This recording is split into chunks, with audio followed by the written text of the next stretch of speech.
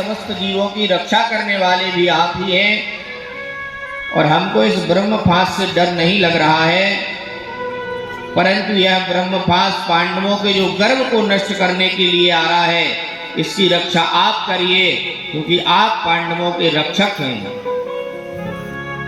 भगवान से जब उत्तरा ने प्रार्थना की, भगवान ने सूक्ष्म शरीर धारण करके उत्तरा के गर्भ में प्रवेश करके और उस ब्रह्मास्त्र से परीक्षित जी की रक्षा की, उनको बचा लिया। सुखदेव जी सुना रहे हैं, परीक्षित जी आप एक ऐसे भक्त हैं जिनको भगवान ने गर्भ में ही दर्शन प्रदान कर दिए। संसार में ऐसा कोई भक्त नहीं है जिसको भगवान ने गर्भ में दर्शन दिए हो।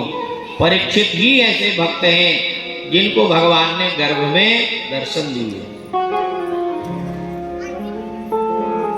जब एक ब्राह्मण के द्वारा अस्त्र वज्र को परीक्षित किए मारने के लिए छोड़ा गया, तो भगवान जाकर के गर्भ में रक्षा किए। और जब एक ऋषि के द्वारा बाक वज्र से परीक्षित जी को नष्ट करने के लिए श्राप दिया गया, तो भगवान सुखदेव जी के रूप में आके और वाणी के माध्यम से परीक्षित जी का उद्धार किया। सुखदेव जी स्मरण कराते हैं कि भगवान ने आप पर बड़ी कृपा की, और कहते हैं जब भगवान ने आपकी रक्षा की, भगवान द्वारिका जाने लगे तो कुंती मैया ने बड़ी स्तुति की भगवान की कि भगवान आपने हमारे पांडवों को जगह जगह बचाया है, चाहे लाक्षागृह हो, चाहे वन में हो। कौरवों के द्वारा जितने भी अत्याचार हुए, पांडवों की रक्षा का कार्य आपने सदैव किया है। आपकी कृपा से ही हमारे पुत्र आज सुरक्षित हैं।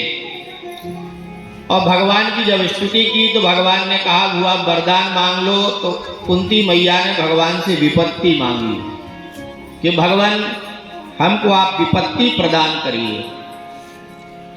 संसार के समस्त भक्त भगवान से सुख समृद्धि मांगते हैं, ऐश्वर्य मांगते हैं, लेकिन कुंती मैया एक ऐसी हैं जिन्होंने भगवान से विपत्ति मांगी, क्योंकि कुंती मैया जानती हैं कि विपत्ति में ही भगवान का स्मरण हो सकता है, विपत्ति में ही भगवान का सुमिरन हो सकता है। इसलिए गोस्वामी तुलसीदास जी रामचरितमानस में बड़े सुंदर चौपाई से कहते हैं, कहे हनुमंत विपत्ति प्रभु सोई,